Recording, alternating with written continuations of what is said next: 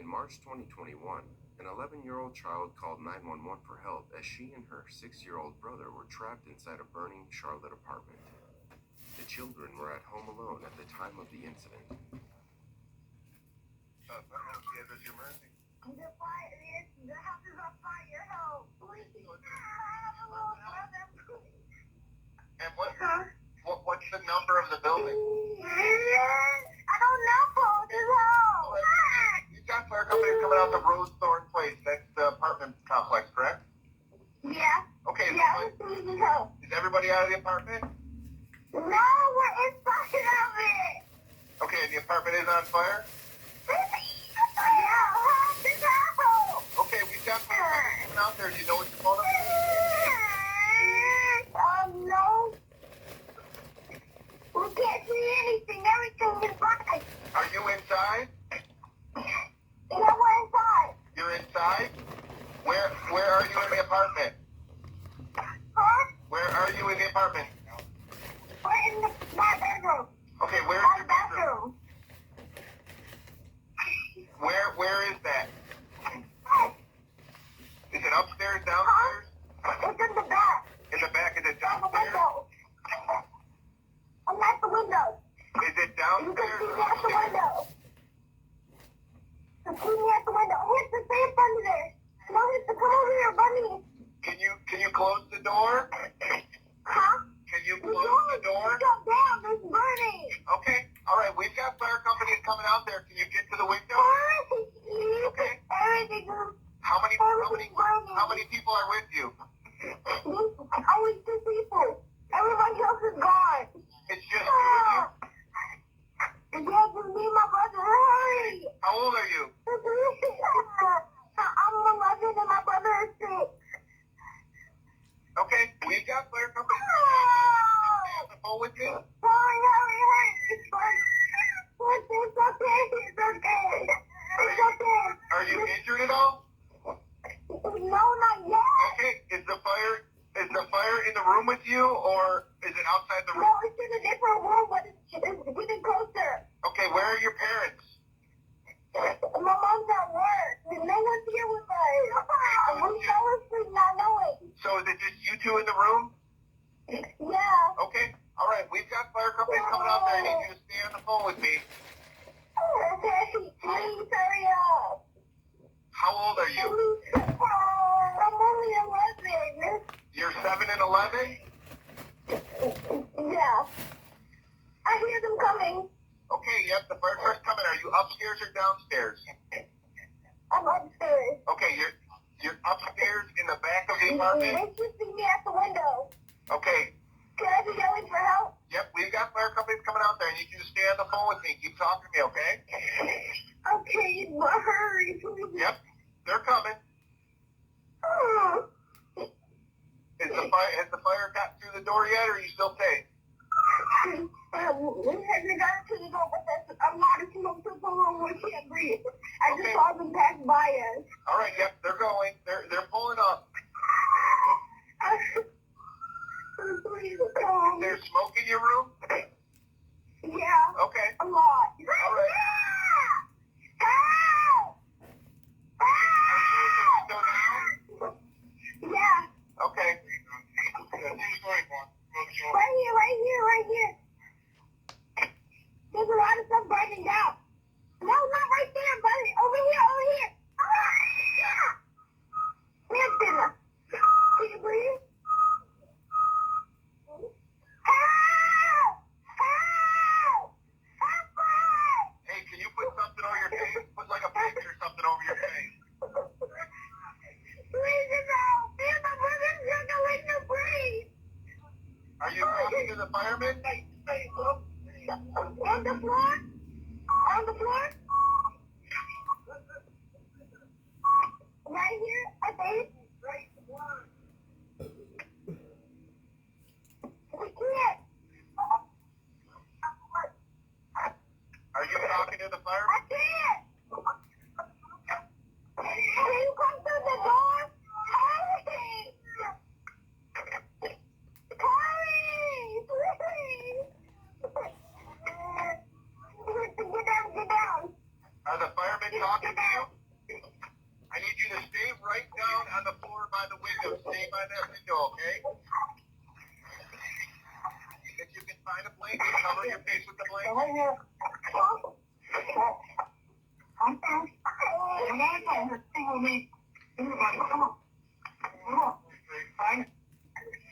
Are the firemen with you?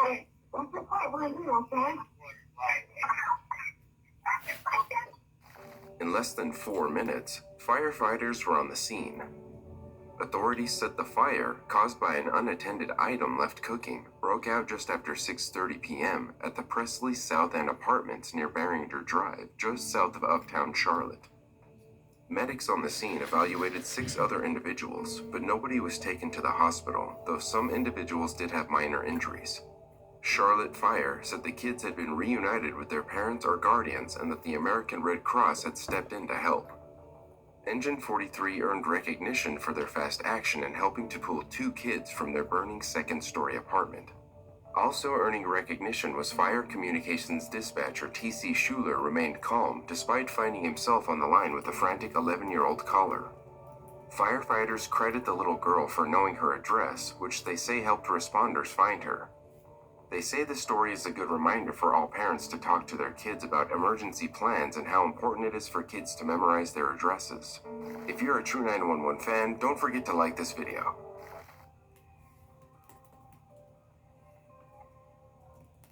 24-year-old Christian Haran made a calm call to 911 after allegedly discovering a woman's body surrounded by blood at work. He made the October 2021 call from Jameis Bikes, G.E.J. New Cycle headquarters on 151 Ludlow Avenue in Northvale. 911, where's your emergency? Yes. So, my name is Christian John. I work at Jameis Bikes in Northvale. I just walked in, because I usually just walk in right now to change the garbage every morning before everyone comes in. And I walked in and I saw one of our lady's cat. I don't know, because she's bleeding, and someone, I don't know. I just, So somebody's bleeding? Yeah, like someone killed her. I don't know. I just walked in and I saw blood. Is there a victim, or you just see blood? No, victim. There's a body there? Yeah. And where in the building is the body? Well, we have one big building, but far the left one, there's one, and there's 2 offices. One office is for the reps, another one for the credit department. So it's the second one. And she's just laying on the floor, all covered in blood? Yes. Did you say if there was a weapon in the area? No. Or anything?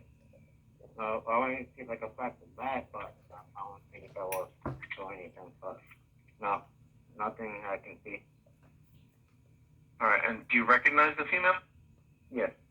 Her name is Jeanette. She's one of the reps. She's an employee? Yes, employee, yes.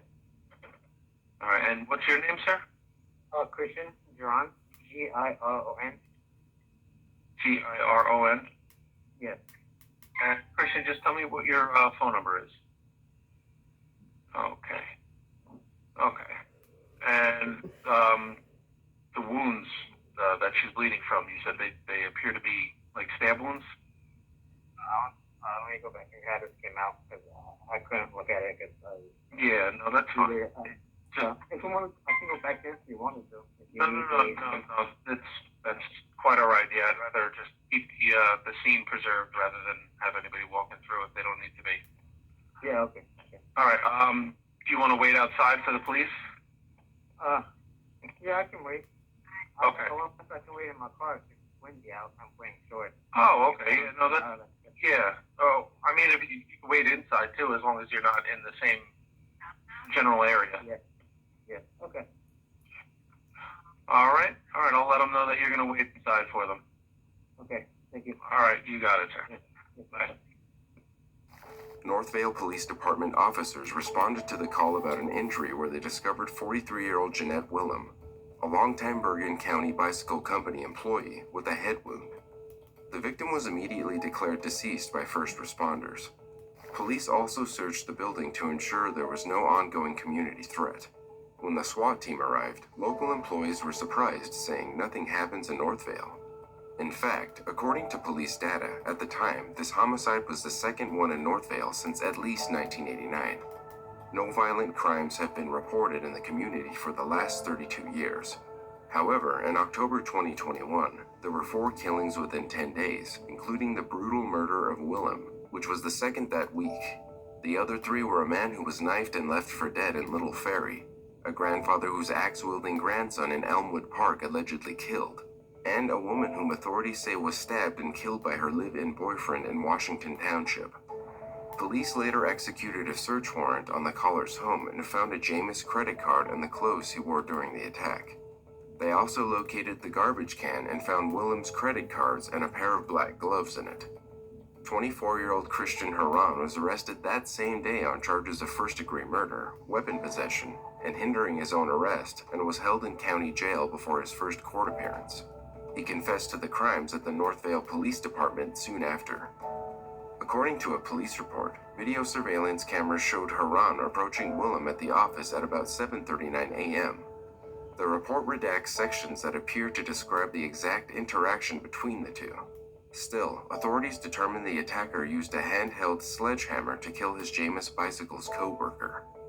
It says Haran discarded the credit cards in a garbage can along the street and hid the hammer under a parked trailer in front of the business.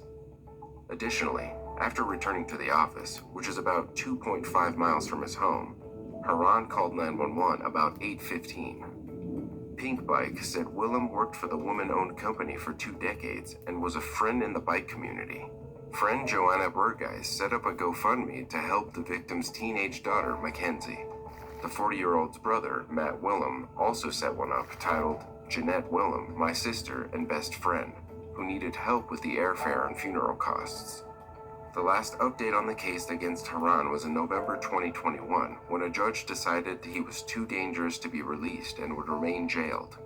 Judge James Sadley said the 24-year-old could face a life sentence if convicted of murder, enough reason to keep him behind bars until his case is resolved. No motive has been provided for the brutal slaying.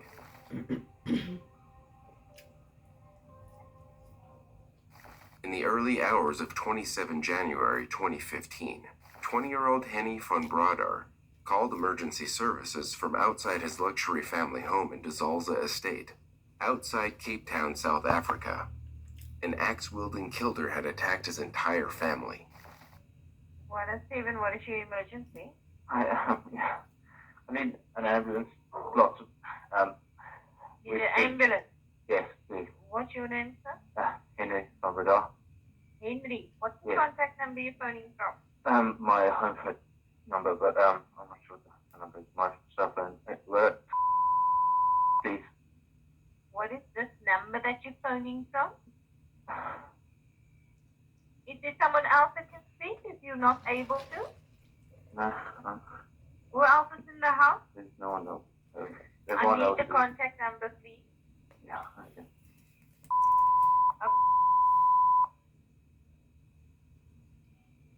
And you, the patient. No, my family is someone attacked my family. Hey? Someone has attacked my family in my house. Okay, so you need the police. Oh, ambulance. and an ambulance, please. Yeah. Now, who is injured? I think everyone. Everyone in your house. Everyone, 4 people, yes. Adults, 2 adults. 2 adults and 3 adults and 1 teenage girl, yes. What are the injuries? Head injuries, Are they conscious? I don't think so much. This is moving, but that's good. Suspects still on scene, there, sir. Sorry? Are there any suspects on scene? No, they ran away. With what were they attacked? An axe. I think I blacked out and I've just woken up. With an axe. Okay, stay on the line. I'm going to speak to the police. Thank you, but please send an ambulance as soon as possible. Yes. Are you the only one that's conscious? Not Yes. the others are unconscious. Oh, Yeah. I'm going to speak to the police. number. Okay, what kind of injuries is there? My family we were attacked by a guy. Okay. Was it unconscious? Is unconscious, huh? Yes, and bleeding from the head. Okay. Yes, right. Okay. Just wanted to get the right thing here. Oh, correct. Okay, thank you. How long will the ambulance take? It won't be too long. They'll send the ambulance out as soon as possible. Okay. Okay. Thank you, sir. Bye. Bye-bye. In January 2014, the Van Brader family moved back to South Africa from Australia and into their home in de Zalze Golf Estate in Stellenbosch 3 months later. In a high-crime nation, the estate was considered one of the safest places in the country. 54-year-old Martin van Brader was an entrepreneurial, hardworking, and kind man. His wife, 55-year-old Teresa, was a loving mother, heavily invested in the lives of her 3 children, 16-year-old Marley, 20-year-old Henry, and 22-year-old Rudy. The parents decided to move primarily because of Martin's business interests and to be closer to Teresa's family. Sons Henry and Rudy stayed in Australia while studying at the University of Melbourne. They then joined the family in South Africa later in 2014. Around 3 a.m. on 27 January 2015, an intruder allegedly attacked the family in their Stellenbosch home. Husband and wife, Martin and Teresa, and oldest son Rudy were found dead. Daughter Marley was left severely injured. The youngest son, Henry, was found with minor injuries. Following the emergency call, paramedics responded to the scene, one of whom is now retired Christian Koglenberg. As he walked into the house, he stumbled on the worst thing he had seen in his 39-year career. Koglenberg testified that blood ran like a waterfall down the stairs. Martin and Teresa were found in a pool of blood on the first floor of their home. Close by was the body of their 22-year-old son Rudy and their 16-year-old daughter Marley, who was fighting to stay alive. Henry was outside in the road. He gave a statement to police soon after the incident saying that a well-built black intruder was to blame. The 20-year-old described a man wearing gloves and a balaclava breaking into the family home. 16-year-old Marley was in the hospital for months following the attack, and when she came to, she suffered from retrograde amnesia. The investigation was on hold until 18 months later on the 13th of June 2016, when Henny van Brader handed himself over to police on the instruction of his lawyer before he was arrested. The next day, he appeared in the Stellenbosch Magistrates Court to face 3 charges of murder, one of attempted murder and another of defeating the ends of justice. Bail was set at 100,000 rand, nearly $8,000 at the time. While awaiting trial, the 21-year-old and his girlfriend were arrested for possession of cannabis in September 2016. They were granted bail, and the case was postponed. In April 2017, the murder trial began. Martin's brother, Cornelius Andreas van Brader, said no one would want to kill the family in such a brutal and merciless manner. He testified that his 54-year-old brother Martin and sister-in-law Teresa, 55, were loving people who had no enemies. They were a close-knit family. Despite the then 22-year-old maintaining innocence throughout, experts said that not even Houdini could have broken into the Van Braders' home. There were no signs of forced entry, and the estate was monitored by 24 security and cameras. It was also questionable that valuable items downstairs were left downstairs, and the killer instead embarked on a murderous spree upstairs. Court papers revealed that a distressed Henry called his girlfriend at 4:42 numerous times, but they went unanswered. He then searched the internet for local emergency numbers, not calling for help until nearly 3 hours later. Prosecutors argued that Henry wanted his family to bleed to death. When asked to account for the time lapse, the young man said he had collapsed after witnessing his family being attacked and remained unconscious for hours. A neighbor living a few hundred meters from the Van Braders' home told the court during the trial that she heard what sounded like loud, arguing voices late that evening, but the defense said it was a movie being played at a high volume. However, neighbors and close family friends described Henry as the black sheep of the family, especially since he had dropped out of university. Additionally brought into question was his possible drug addiction. Henry's parents allegedly threatened to cut off his allowance if he didn't clean up his act. Many believe the pressure of not measuring up to the expectations of the perfect family may have driven him to the edge just months after he arrived in South Africa. Others believed it may have been for the large inheritance. In court, Henry said if any of the children got into arguments with their parents, it was generally Marley who was growing and rebelling. The defense brought extensive messages between Marley and her high school boyfriend, James Reed Jan, into evidence. The 29-page transcript included messages from Reed Jan that read, "I told you I would tell you everything I always feel or am doing, and right now I feel like I want to murder the people that are around you at the moment. And I am inches away from losing it with them and breaking down completely." The police confiscated Reed Jan's phone, downloaded his messages, questioned him about his fingerprints on the Funbrata cars, and demanded an alibi. When questioned about it in court, he said his message was nothing more than an indiscreet emotional response to an ugly argument that happened 17 days before the killings. It was caused by a conversation around the Funbrata dinner table in which Marley was targeted for her weight gain and the intensity of her relationship with Reed Jan. In the couple's texts, Marley continued, "My dad started with how this relationship is young and we shouldn't rely on each other and we should still have separate lives. And he was just saying shit like how I'm his responsibility and my schooling career is what I have to focus on." The teen claimed her mother was attacking her more than her father was. During the exchange, Marley was hiding outside. She said that Henry called out to her to check if she was okay. Her older brother, Rudy, allegedly told the teen, "Suck it up, because I have nothing to be crying about." A blood spatter expert testified that there was a lot of anger towards Rudy during the attack since it seemed as if his body had been dragged and shoved around. Although this would have built a strong case against Reed Jan, he had an alibi. Henry demonstrated the attack on his brother in court. As far as I could see, when the lights switched on, the attacker was facing, the attacker was standing in between our two beds, with Rudy lying on his bed here, in the situation with the attacker's facing this way, I'm behind him, and he was swinging the axe down.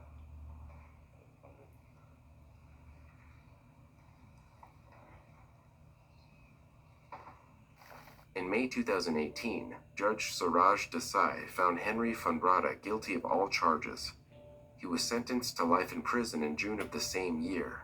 In early November 2018, the Supreme Court of Appeal dismissed Henry's application for leave to appeal against his conviction and sentence.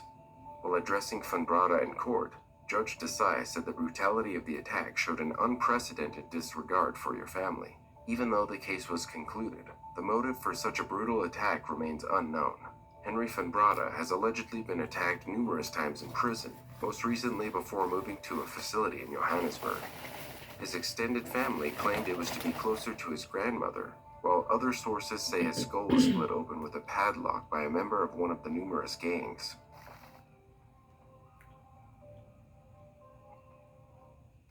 "18-year-old Daheem Williams had visited Shamrock Deli on the Houston Township side of Cuthbert multiple times to ask the owner, Jerry Pastore, for a job.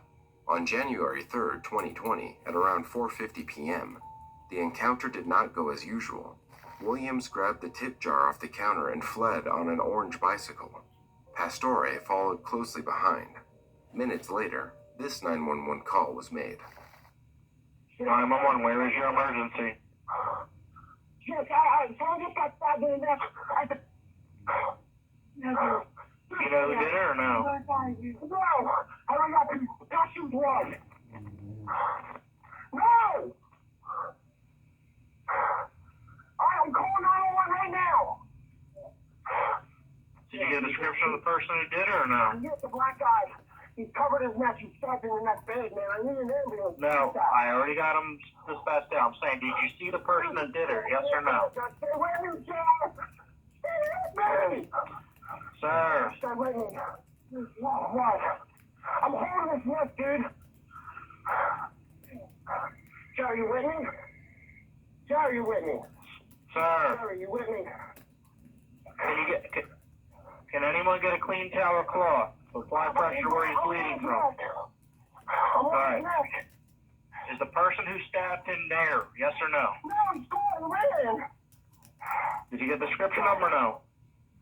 Yeah, he's a black guy, wearing a black coat, riding an orange bicycle.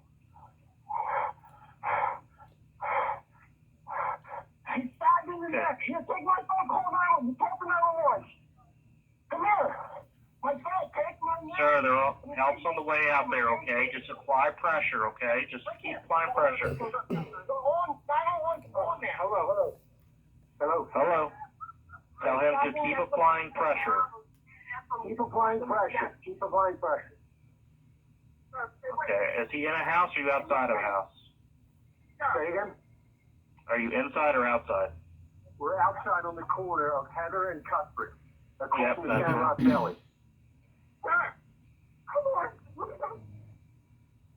Okay. Just tell him to keep applying pressure, okay? If it becomes soaked in blood, add more to what's already there. What is your name, sir? Do you know the person or no?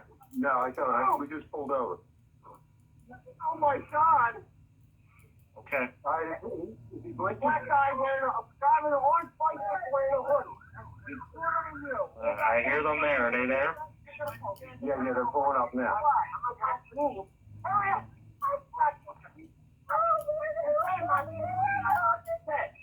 No. Okay, they're here. All right. Thank you. Let them take over, okay? Other 911 calls were also made, with some thinking the 57-year-old victim had been hit by a car. Shortly after the incident, authorities arrived and took Pastore to Cooper University Hospital, where he died from the 11 stab wounds.